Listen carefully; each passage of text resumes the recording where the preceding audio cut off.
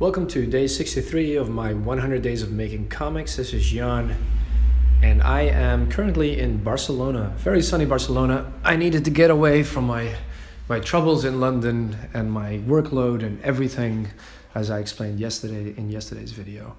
And today I woke up after a glorious 10-hour sleep, and I just started drawing away. So what you're looking at right now is the little exoskeleton monster suit that is central to one of my superhero stories, and my comic book is very much an origin for this suit. So the scene I envisioned late last night as I was going to sleep at 1 o'clock in the morning with a burnt face and a cough and a sneeze from being out in the wind on the beach all day. Oh, the injustice. Was a room with these sponges or jellyfish-like creatures that are hooked up like a synapses in a brain, dotted across the ceiling and the walls. And it's nice and creepy.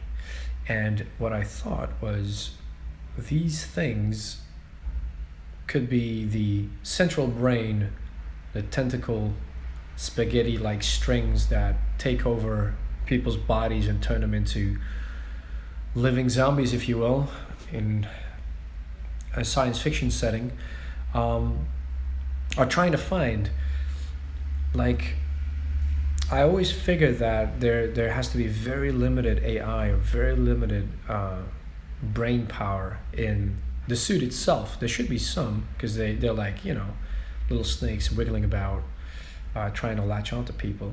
But there should also be some kind of nervous system and some kind of AI that is mobile and on the go, and that the tentacles on their own are always seeking out, you know, to latch onto.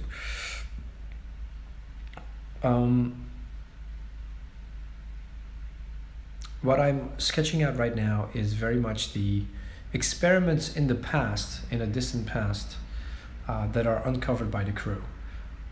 I figured I should start laying out what it is these people were building, how they were building it, and later on I kind of want to delve into the why. The theme, one of the themes of my story is very much about control and authority, and people being used against their will, if you will. So, the suits, here we go. We go from the tentacles to finding the brain. The brains are dotted around the facility, having broken out. They're not very mobile. They can't do very much on their own. The suit obviously needs some kind of structure, exoskeleton, so this you can have superhuman strength. The situation everyone and the coiling can around it, when it comes to looks very control. Much in my original drawings, like Colossus is like the armor. Founding themes of my story, I suppose. This is a classroom, so you got a teacher, you get the kids all being obedient, classroom setting. When it comes to authority, like, this is one of the first, besides our parents, it's of course one of the first hierarchical authorities we come across in our lives. Yeah. Now the reason I'm bringing this up in a little scene is because if this is going to be a theme, then I need to have these scenes in my comic book outlined so that people actually can know what I'm talking about, right? So what else could be? Control. Control can also be on the job, let's say construction.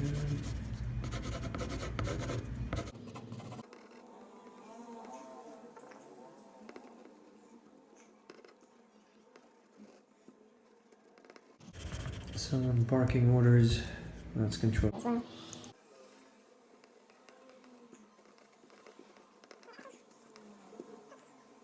Here. Carrying stuff. Oh my god.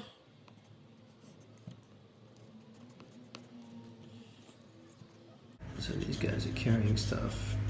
Perspective is all wrong down, but who cares?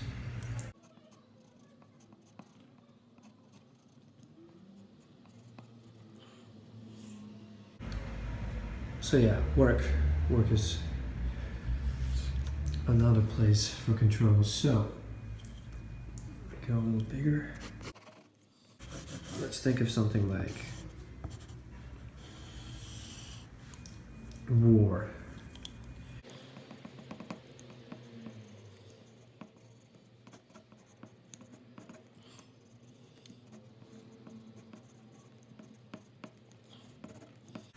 Weapons.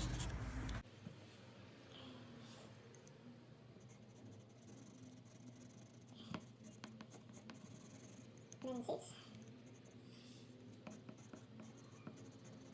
Most weapons.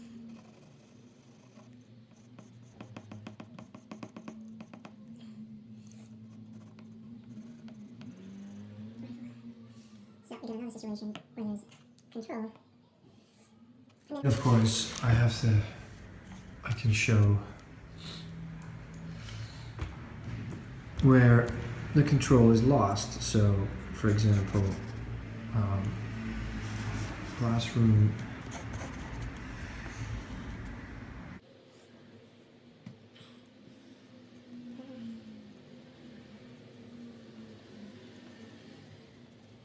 Kids chatting.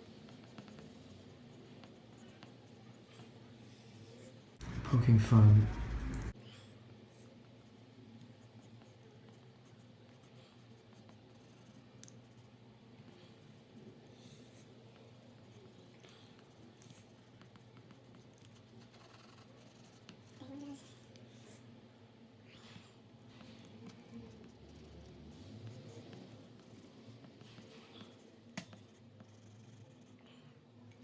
I'm just quickly trying to sketch these ideas out.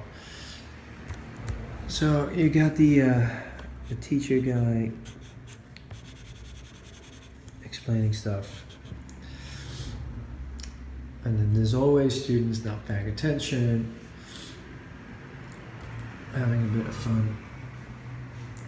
Work.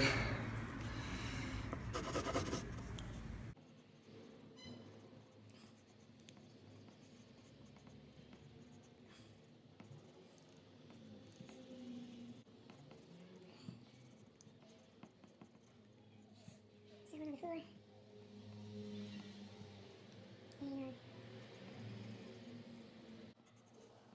And on the map.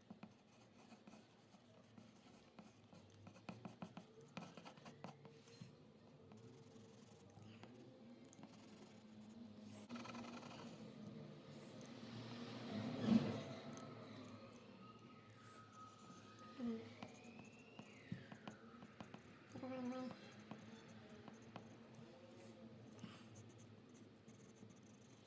While being pointed in the opposite direction. So yes, different kinds of authority. Different kinds of authority, from school to work to war, army, disobedient students, inefficient workers, leadership don't care or not in control of them, looking the other way, generals wanting one thing, but soldiers deserting, fleeing, not being efficient is the idea. These are some of the things I have to get across in the thinking, because